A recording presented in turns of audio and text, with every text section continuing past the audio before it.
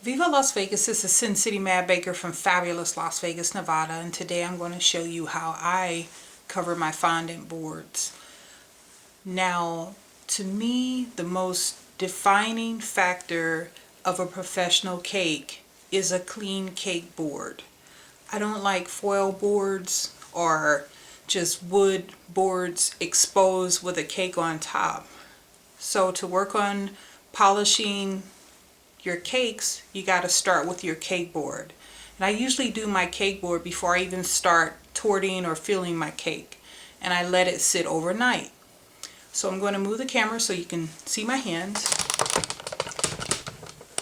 I've already rolled out my fondant, and one of my favorite tools is a fabric tape measure. I always measure the width of my cake board before I roll out my fondant, so I know exactly how wide I need to roll the fondant.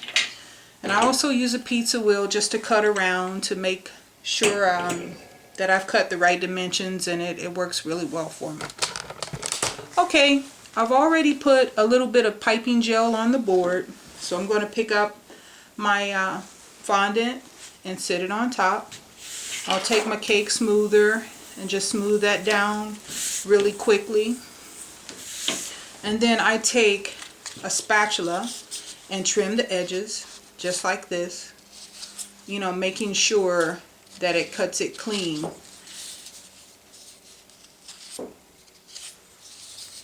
And then once I cut all of my fondant, I go back over and smooth the edges with a fondant smoother.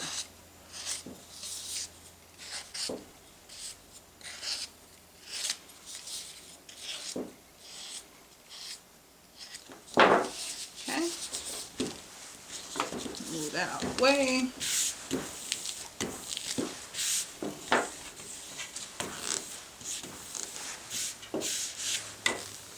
And sometimes if you've cut the edge a little short, you can always go over and smooth the fondant over the edge of the cake board and trim any extra fondant as necessary. So there we go. I've covered the top of it. You know, it's pretty smooth, no lumps and bumps. Smooth it down with my fondant smoother. Now, I always add a stamp that means a lot to me. It's a reminder to dream.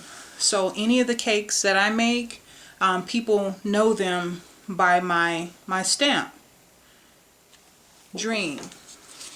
So I put that on my all of my cake boards. Now the next thing I'm going to show you is how I put the ribbon around the edges, because it's not enough to just cover the board with fondant. You want to finish off the edges too with ribbon. So I have my turntable here. Sit that up top just a little. And I start by taking piping gel and I just add it to the edges of the board. And what that does is that allows the ribbon, you know, to stick to the edge of the board.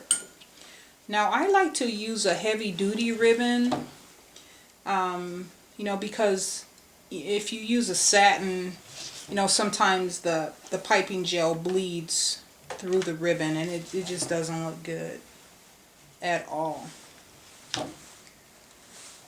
So there we go. I've already started with the piping gel, getting that finished up really good. And then I put my first piece of ribbon in place. I'll show you how to do that. I take a piece and just secure it like so.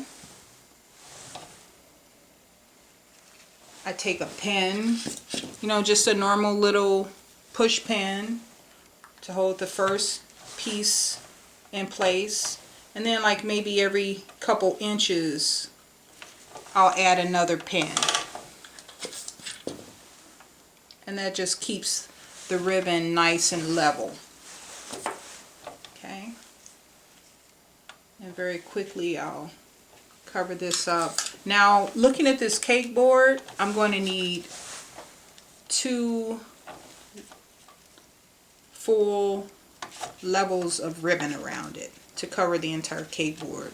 I mean, I could have used like a 1/2 inch, but sometimes the 1/2 inch is harder to cover because sometimes it's too tall. So I like to use the 1/4 inch, and then if I have to overlap it, it looks nice and clean anyway. So no big deal there. And if you have to tug the ribbon to make it a little tighter, do so. So almost finished with my first row here. And then when the 2 pieces of ribbon meet, I always cut it at an angle. Don't ask me why, it's just something I started doing. Make sure you got a pair of sharp shears. I like the Fiskars. I mean, they're razor sharp. Because you don't want your ribbon unraveling, you know, as you cut and so on and so forth. So I'm adding my last piece. It's overlapping with the first, and I'm going to go ahead and secure that with a pin, and I'll show you what that looks like too.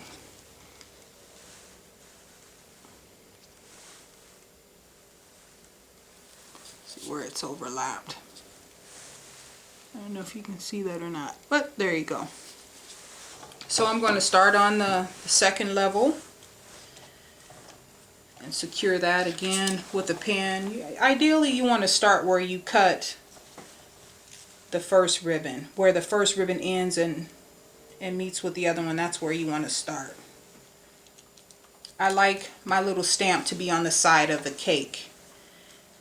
And the reason being is, you know, when the bride and groom, they're taking their pictures, I want my little logo to shine through. I want them to go, hey, that's a Sin City Matte Baker's cake. Okay, so, and sometimes you might have to add a little more piping gel if you didn't cover it good the first time. I usually add it as I go anyway, just because if you're touching the board, your hands get really sticky. So there we go. There's a second one. Adding a little more piping gel.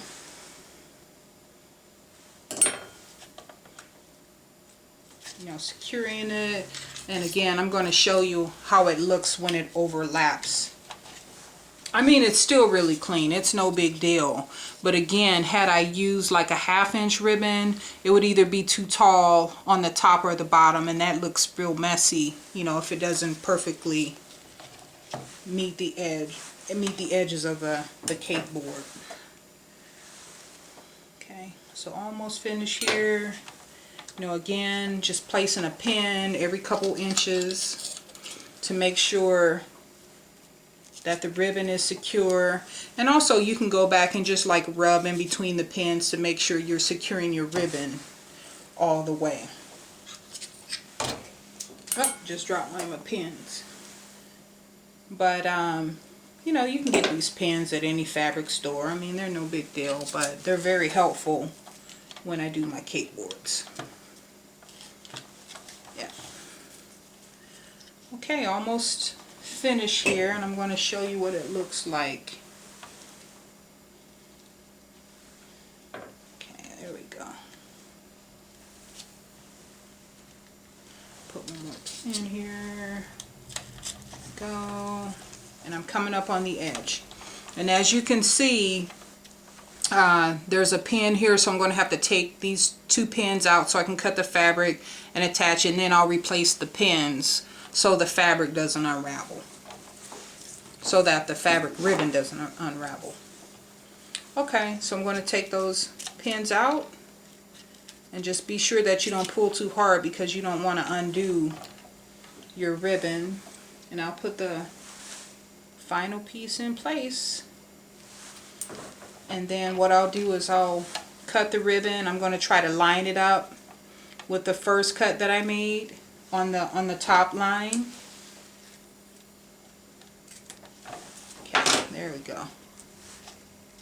And then I'm putting those pins back in place to make sure that they secure everything.